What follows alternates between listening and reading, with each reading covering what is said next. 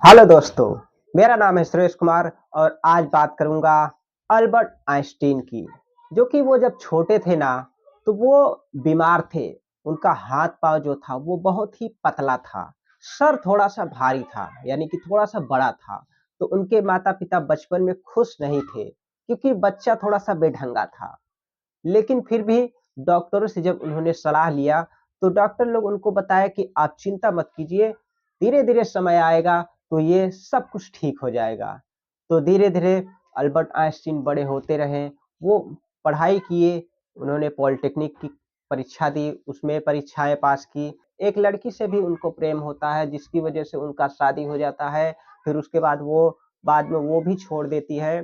फिर एक और लड़की जो मिलेवा नाम की थी, उन वो लड़की उनसे इंटरेस्ट लेती है ज़्यादा, तो उनसे शादी हो जाती है। उसके बाद उनके बच्चे होते हैं। तो और अल्बर्ट आइंस्टीन जो ज़्यादा संपत्ति नहीं थी उनके पास, यानी कि वो बहुत ज़्यादा अमीर नहीं थे। पेटेंट कार्यालय में नौकरी करते थे, जो कि क्लर्क का। जो भी समय बचता था, तो उसमें वो अपना काम करते रहते थे, शोध का काम करते रहते थे, जिसकी वजह से वो उसमें इस तरह डूब जाते थे ना भाई साहब, कि उनको कुछ होश ही नहीं रहता। कभी-कभी ऐसा होता था कि वो अपना शोध का काम करते थे, फिर उसमें डूब जाते थे इस कदर कि घर चले आते थे। फिर उनको लगता था कि यार लगता है मुझे फिर वापिस ऑफ़िस जाना पड़ेगा, फिर से वो चले जाते थे।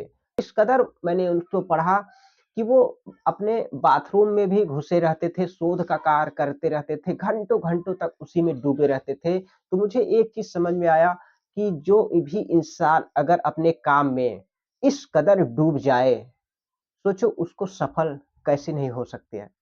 अल्बर्ट आइंस्टीन ने जो फ़ॉर्मूला दिया था E equal to mc square 2, जो कि ऊर्जा का स्रोत, उसी की वजह से परमाणु शक्ति का निर्माण हुआ था। उसकी वजह से एक बड़ा जो कि जर्मनी में बम गिराया गया था, अणु मतलब अणु जो होते हैं अगर उनको मिला दिया जाए वो बताते थे तो एक भारी शक्ति का निर्माण होता है।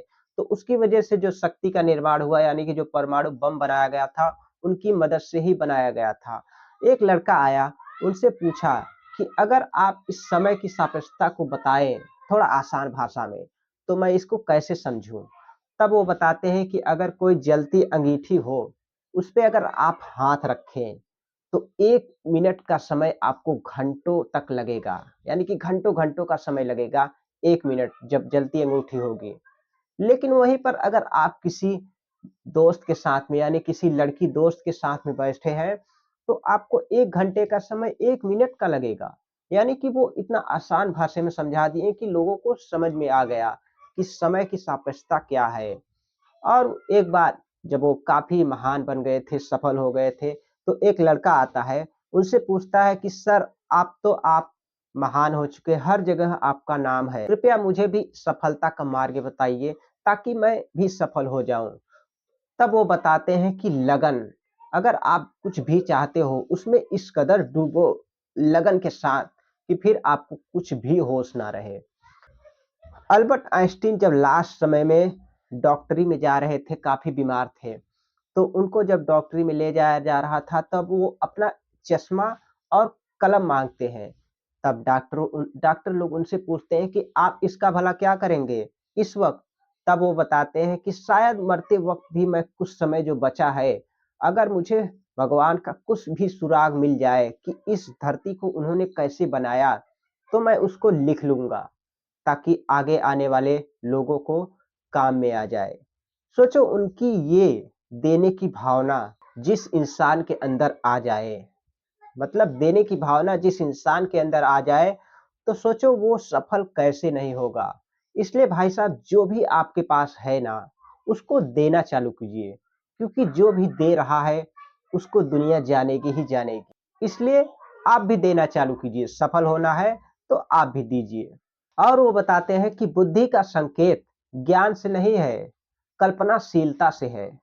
जो इंसान कल्पना कर सकता है, जो दूर तक सोच सकता है कि अभी जो मैं हूँ, क्या नहीं, उससे फ़र्क नहीं पड़ता। लेकिन क्या मैं कुछ आगे आने वाले समय में जो मैं कर सकता हूँ, वो अभी से इमेजिन कर सकता हूँ, वो इंसान सफल होगा। क्योंकि इमेजिनेशन कल्पनाशीलता ही इंसान को सफल बनाती है। इसलिए इसको अपनाइए, आगे क्या बनना है अभी से सोचिए। और अल्बर्ट आइंस्टीन बताते हैं कि परेशानी के बीच ही अवसर छिपा होता है। इसको ध्यान से समझिए, क्योंकि ज़्यादातर लोग जब परेशान होते हैं ना, तो वो सोचते हैं कि मैं बहुत ज़्यादा परेशान हूँ। लेकिन आप देखेंगे कि अल्बर्ट आइंस्टीन परेशानियों के बीच, यानी कि वो कार्यालय में भी काम करते थे, उसके बाद शोध भी करते रहते थे। लेकिन उसी के बीच उन्होंने E equal to MC square सापेक्षता का नियम उन्होंने दिया। कैसे दिया? क्योंकि वो खोज पाए। तो यही वो बताते हैं कि जब भी आप परेशान हो, तो उसमें से भी आप अवसरों को खोज सकते हैं। अल्बर्ट आइंस्टीन बहुत ही जिज्ञासु पर्सन के व्यक्ति थे। जब वो कॉलेज में पढ़ते थे, तो वो बहुत ज़्यादा टीचरों से सवाल पूछते थे, जिसकी वजह से काफ़ी टीचर उनसे परेशान होते थे। उनका हेडमास्टर भी उनको निकाल दिया था स्कूल से, क्योंकि वो क्वेश्चन बहुत पूछते थे। बाद के समय में वो बताते हैं कि जो इंसान जिज्ञासु होता है, प्रश्न पूछता है, उसके अंदर एक क्यूरियोसिटी होती है जो कि सफल बनाती है। इसको किसी को रोकना नहीं चाहिए। इसलिए आप भी अगर कुछ भी करना चाहते हैं, अगर मन में सवाल आ रहा है ना, तो उसको रोको मत, पूछो सवाल। किसी से भी पूछो, क्योंकि जब सवाल पूछोगे तो आप कुछ ना कुछ सीखोगे। आप सोच रहे होंगे अल्बर्ट आइंस्टीन तो यार एक अलग लेवल के ही आदमी थे। लेकिन मैं एक चीज़ बता दूँ कि मैक्स टॉलमे नाम का एक व्यक्ति जो कि काफ़ी संपन्न परिवार का था, वो ना काफ़ी लोगों की हेल्प करता था जो कि गरीब थे। तो अल्बर्ट आइंस्टीन के माता-पिता भी गरीब थे, तो हर शनिवार को ना उनके घर वो आता था खाने पे। तो जब आता था तो अल्बर्ट आइंस्टीन को देखता था, तो वो धीरे-धीरे ठीक हो रहे थे। तो वो उनके लिए ना किताबें लाता था, जैसे ज्योमेट्री की किताबें हो गया, साइंस की किताबें हो गया, ऐसी बहुत सी किताबें उनको वो ला-ला के देता था। तो इससे एक चीज़ समझ में आता है कि जब इंसान बड़ा होता है, तो उसके जीवन में मतलब संगत का ना बहुत ज़्यादा असर पड़ता है। इसलिए संगत अच्छी रखो, वही फ्यूचर में जाके ना बहुत बड़ा सफल इंसान बनाता है। अगर वीडियो अच्छा लगा हो तो लाइक कर देना, और सब्सक्राइब नहीं किए तो कर लीजिए, ताकि आपको ऐसी ही पावरफुल समरी, बुक समरी मिलती रहे। और मिलते हैं अगले वीडियो में, तब तक के लिए नमस्कार।